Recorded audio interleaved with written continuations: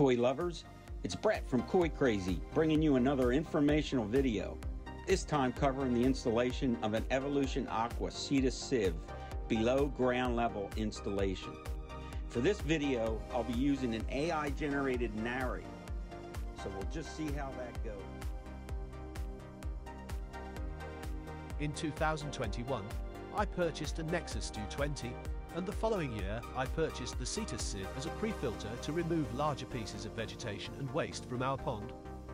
I was planning on enlarging our existing pond and installing a 4-inch bottom drain which would gravity feed the Cetus Sieve.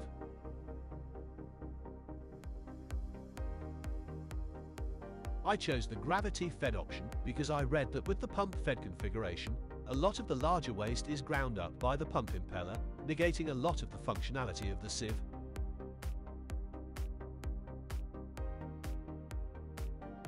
The pit was dug by hand and deep enough so the top of the Cetus would be below the pond water level.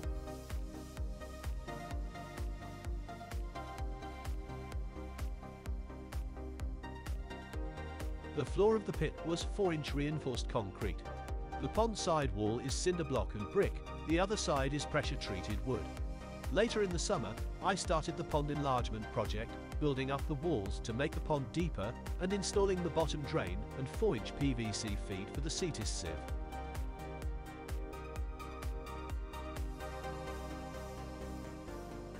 Unfortunately, the new pond level was 8 inches higher than the top of the Cetus, which was installed to match the old pond level.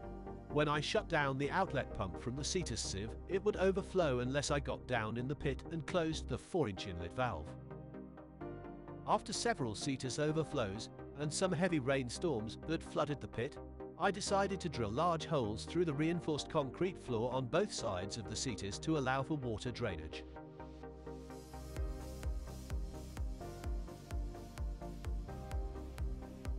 I needed to correct this elevation differential between the pond water level and the top of the Cetus. The inlet to the Cetus was all 4-inch PVC fittings with a 4-inch gate valve.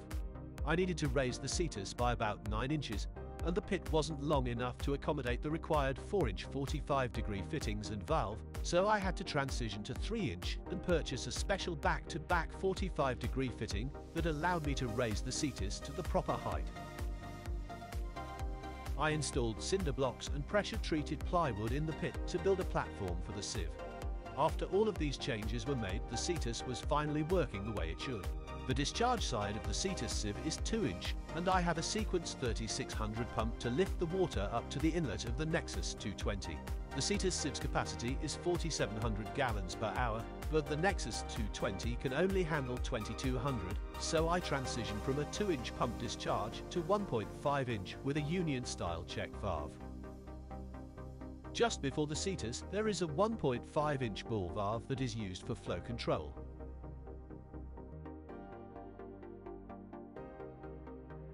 Overall, I'm happy with the performance of the Cetus Sieve. The only drawback is that the pit placement makes it more difficult to clean. During the summer, when there is a lot of plant growth, the fish are active or spawning, the Cetus needs to be cleaned every other day, which is a chore. I plan to design and build a remote control cleaner that would remove the debris from the screen by a vacuum and rinse the screen with a high-pressure nozzle.